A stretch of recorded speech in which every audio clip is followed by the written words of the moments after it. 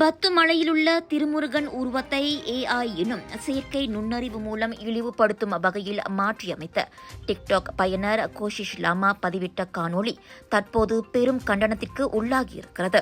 இந்த காணொளியின் கீழ் நேபாள மொழியில் ஏதோ ஒரு கருத்தும் பதிவிடப்பட்டிருக்கிறது.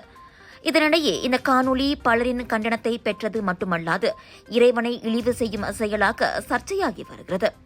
இதுகுறித்து தனது கருத்தை வெளியிட்ட மலேசிய இந்து ஆலய இந்து அமைப்புகளின் பேரவையான மஹிமாவின் தலைவரும் தேவஸ்தானத்தின் அறங்காவலருமான டத்தோ சிவகுமார், செயற்கை நுண்ணறிவை பயன்படுத்தி மதங்களை, குறிப்பாக இந்து மதத்தை இழிவுபடுத்தும் வகையில் பதிவேற்றம் செய்யப்படும் இதுபோன்ற காணொளிகளை சமூக வலைதளங்கள் சுயமாகவே கண்டறிந்து நீக்கும் அம்சத்தை உடனடியாக கொண்டு வர வேண்டும் என வலியுறுத்தியுள்ளார்.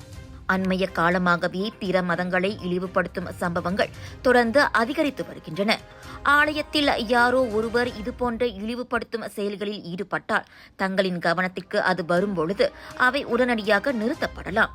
ஆனால் இணையத்தில் AI தொழில்நுட்பத்தை பயன்படுத்தி இதுபோன்ற நாச வேலைகள் செய்யப்படும் பொழுது கோவில் நிர்வாகமோ அல்லது சமய அமைப்புகளோ இப்படி செய்ய வேண்டாம் என்று வலியுறுத்த முடியுமே தவிர தடுக்கும் சாத்தியம் குறைவே என அவர் கூறினார். எனவேதான் இதுபோன்ற செயல்களை தடுக்க சமூக வலைதளங்களின் பங்கு இங்கு அளப்பரியதாகும் என சிவகுமார் தெரிவித்தார். இதனிடையே இந்த காணொளி தொடர்பாக பாஸ் ஆதரவாளர்களின் பேரவை தனது கண்டனத்தை தெரிவிக்கும் வகையில் அறிக்கை ஒன்றை வெளியிட்டிருக்கிறது.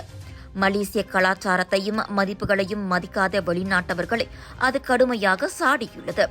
மலேசியாவில் வாழும் வெளிநாட்டவர்கள் இந்த நாட்டின் பண்பாட்டை அறிந்து மதிப்புடன் நடந்து கொள்ள வேண்டும். மத உணர்வுகளை இழிவுபடுத்தும் செயல்கள் நாட்டின் ஒற்றுமையை சிதைக்கும் என அறிவுறுத்தி இவ்வாறான செயல்கள் மீண்டும் நிகழாமல் தடுக்கும் வகையில் தெளிவான மற்றும் திடமான சட்டங்கள் அமல்படுத்தப்பட வேண்டும்.